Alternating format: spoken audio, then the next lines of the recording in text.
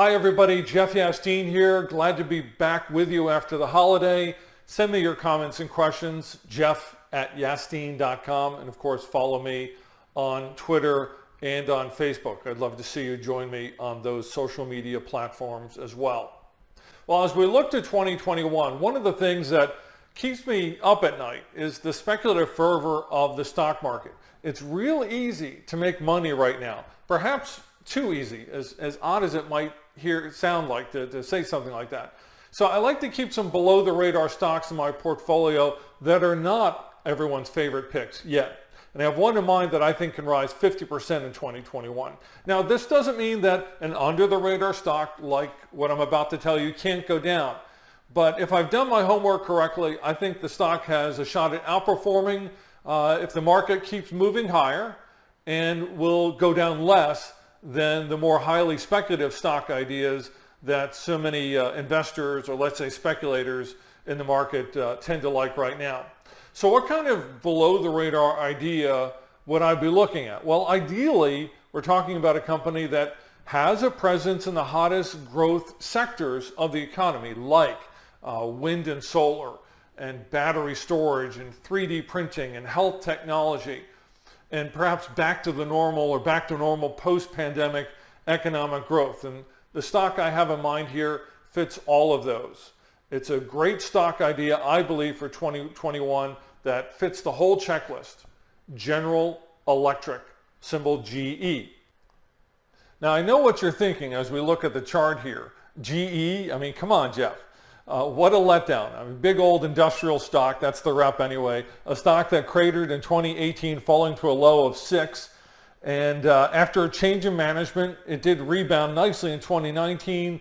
But of course, with the pandemic, spent most of 2020 in that same $6 to $7 trading range before moving up here late in the year to a recent $10 a share. Now, the key here is to recognize that the GE you see now is not the hapless GE you remember from the news headlines a while back. For one, it has a proven leader in Larry Culp, who became CEO a little over 2 years ago. And Culp led another large industrial giant, Danaher Corp, for 14 years and oversaw a 600% increase in the price of that company's stock during that time. Now, since Culp came on board, GE has sold off or closed up numerous pieces of the former GE empire to whittle the company down, to bring its costs much lower, and also focus the company on only the things it does best, such as build jet engines, build wind turbines, natural gas generation systems, and health technology. GE Capital, which has been a perennial problem division for the company, now makes up less than 10% of its total annual revenue. Now, GE's aircraft engine division will be a big beneficiary of the back to normal post-pandemic economy. Now, obviously, we're not quite there yet, of course. We have to anticipate the impact of more vaccinations as things roll on here. But as we conquer the virus, air travel will rebound, and in a big way, I think, and demand for GE's engines and spare parts will go up. Then there's GE Renewables, the massive wind turbines of the kind that Europe is deploying both offshore and onshore, and that you find all across the Midwest as well, to generate electric power, and that now makes up more than 16% of GE's revenue. The growth of wind power in the US and overseas has been phenomenal, of course, and it's a trend that is not going to change as the world does its best to grow out of the pandemic. Most people also don't realize that GE is also becoming a major player in what utilities call power storage, giant industrial batteries that can store gigawatts of electric power.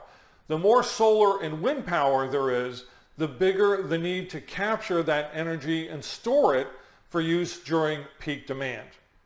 GE Healthcare is another division. You have to think ultrasound and high-tech scanning equipment.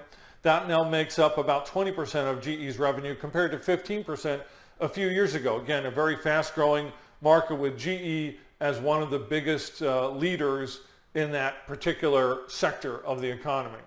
Now, perhaps the big picture here, GE, is boiled down best to this chart. From a bottom in 2016, GE's cash flow continues to improve very nicely. Even this year, with the jet engine business basically sidelined in recent quarters, cash from operations continues to head in the right direction, higher. Over the next few years, GE's profits are also set to grow nicely. Analysts expect the company to post a nickel a share profit this year, rising to as much as 56 cents a share in earnings by 2022 and continuing to grow from there. And yet, Wall Street still thinks of GE as damaged goods and undervalues the shares. A good way to show that is by looking at measurements comparing price to cash flow or price to book value. For example, GE shares trade at a price to book value level of 2.8. Meanwhile, investors assign a much higher price to book value ratio of 8 when buying shares in other industrial giants like 3M or Larry Culp's old company, Danaher. In other words, if investors value GE shares the same way they do Danaher, GE stock will be trading at $30 instead of $10 a share. So that's basically the idea for buying the stock in a nutshell. That's the bet. I think we'll see the stock rise from 10 to at least 15, if not more. There'll be a jump of over 50% in the coming year. And looking out to 2022, I think the stock could make it to 20 or 25 as investors slowly warm up to the new GE. And as they do, they'll be a lot more willing to buy the stock at higher valuation levels. And of course, that will help instill a bigger, let's call it virtuous cycle, as more and more investors understand the new story at General Electric. If you like what I'm talking about, again, always subscribe to our YouTube channel.